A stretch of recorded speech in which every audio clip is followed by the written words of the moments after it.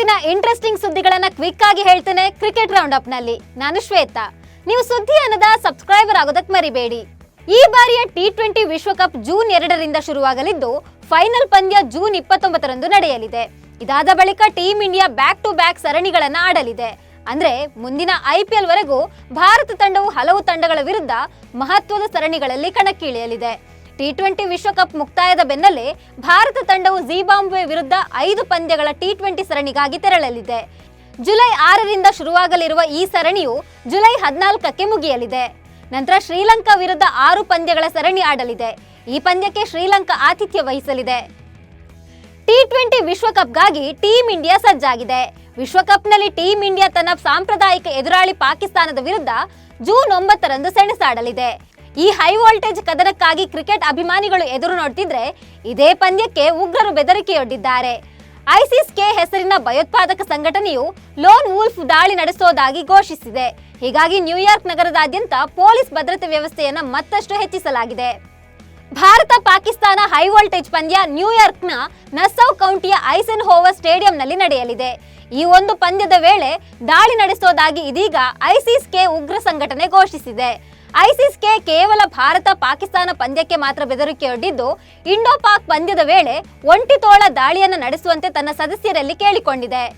ರೋಹಿತ್ ಶರ್ಮಾ ನಾಯಕತ್ವದ team India 2013ರ ನಂತರ ಮೊದಲನೇ ICC ಟ್ರೋಫಿ ಎತ್ತಿ ಹಿಡಿಯಲು ಎದುರು ನೋಡ್ತಿದೆ. ಜೂನ್ 1ರಂದು ಬಾಂಗ್ಲಾದೇಶ ವಿರುದ್ಧ ಏಕೈಕ ಅಭ್ಯಾಸ ಪಂದ್ಯ ಆಡಲಿದೆ.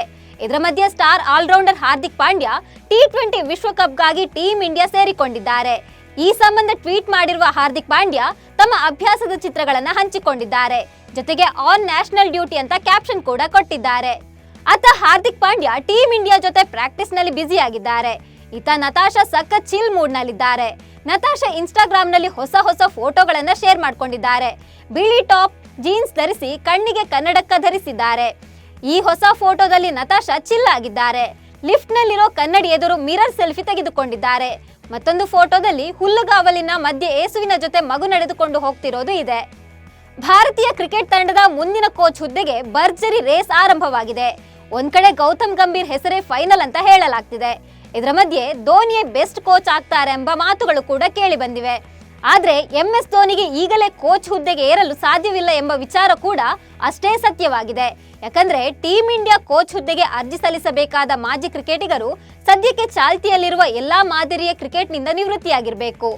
ಧೋನಿ ಅಂತಾರಾಷ್ಟ್ರೀಯ ಕ್ರಿಕೆಟ್ನಿಂದ ನಿವೃತ್ತಿಯಾಗಿದ್ರು IPL ನಲ್ಲಿ ಇನ್ನೂ ಸಕ್ರಿಯವಾಗಿದ್ದಾರೆ. ಟೀಂ ಇಂಡಿಯಾ ಕೋಚ್ ಹುದ್ದೆಗೆ ಗೌತಮ್ ಗಂಭೀರ್ ಹೆಸರು ಕೇಳಿ ಬರ್ತಿರುವಾಗಲೇ RCB ಮಾಜಿ ಪ್ಲೇಯರ್ AB ಡಿ ವಿಲಿಯರ್ಸ್ ಕೂಡ ಟೀಂ ಇಂಡಿಯಾದ ಹೆಡ್ ಕೋಚ್ ಆಗ್ತಾರನ್ನೋ ಸುದ್ದಿ ಹರಿದಾಡ್ತಿದೆ. ಈ ಬಗ್ಗೆ ಪ್ರತಿಕ್ರಿಯೆ ನೀಡಿರೋ ABD, ನನಗೆ ಟೀಂ ಇಂಡಿಯಾಗೆ ಕೋಚಿಂಗ್ ಮಾಡೋಕೆ ಇಷ್ಟ ಇದೆ. ಆದ್ರೆ ನಾನು ಇನ್ನೂ ಒಂದಷ್ಟು ಕಲಿಬೇಕು. ಎಲ್ಲವೂ ಸಂಪೂರ್ಣವಾಗಿ ಕಲಿತ ಮೇಲೆ ನಾನು ಒಂದು ತಂಡದ ಕೋಚ್ ಆಗ್ತೇನೆ ಅಂತ ಹೇಳಿದ್ದಾರೆ. RCB ಬೆನ್ನು ಬಿದ್ದಿರೋ ಅಂಬಟಿ ರಾಯ್ಡು ಮತ್ತೊಮ್ಮೆ ವ್ಯಂಗ್ಯವಾಡಿದ್ದಾರೆ. ಸಂದರ್ಶನವೊಂದರಲ್ಲಿ ಮಾತನಾಡಿದ ರಾಯ್ಡು, RCB ಮತ್ತು ಚೆನ್ನೈ ಪಂದ್ಯದ ಬಳಿಕ ಮಹೇಂದ್ರ ಸಿಂಗ್ ಧೋನಿ ಶೇಕ್ ಹ್ಯಾಂಡ್ ಮಾಡಲು ಕಾಯ್ತಿದ್ರು. ಆದ್ರೆ RCB ಆಟಗಾರರ ಸಂಭ್ರಮ ನೋಡಿದ್ರೆ ಕಪ್ ಗೆದ್ದವರ ತರ ಆಡ್ತಿದ್ರು ಅಂತ ವ್ಯಂಗ್ಯವಾಡಿದ್ದಾರೆ.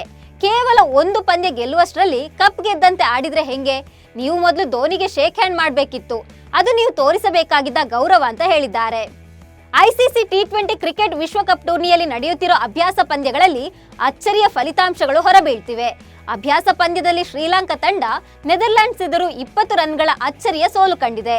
ಪಂದ್ಯದಲ್ಲಿ ಟಾಸ್ ಸೋತು ಮೊದಲು ಬ್ಯಾಟ್ ಮಾಡಿದ ನೆದರ್ಲ್ಯಾಂಡ್ ತಂಡ 20 ಓವರ್ಗಳಲ್ಲಿ 5 ವಿಕೆಟ್ಗೆ 181 ರನ್ಗಳ ಮೊತ್ತವನ್ನೇ ಕಲೆ ಹಾಕಿತು. ಚೇಸಿಂಗ್ ಆಯ್ಕೆ ಮಾಡಿದ ಶ್ರೀಲಂಕಾ ತಂಡ ಕಳಪೆ ಬ್ಯಾಟಿಂಗ್ನ ಕಾರಣ ಸೋಲಿನ ಮುಖಭಂಗಕ್ಕೊಳಗಾಯಿತು. ಭಾರತ ತಂಡದ ಸ್ಪಿನ್ನರ್ ಯುಜ್ವೇಂದ್ರ ಚಹಲ್ ಹಾಗೂ ಧನಶ್ರೀ ವರ್ಮಾ ಹೊಸ ಅತಿಥಿಯ ನಿರೀಕ್ಷೆಯಲ್ಲಿದ್ದಾರಾ? ಇಂತಹದೊಂದು ಪ್ರಶ್ನೆ ಹುಟ್ಟಿಕೊಳ್ಳಲು ಮುಖ್ಯ ಕಾರಣ ಕೆಲ ದಿನಗಳ ಹಿಂದೆ ಧನಶ್ರೀ ವರ್ಮಾ ಧರಿಸಿದ ಉಡುಪು.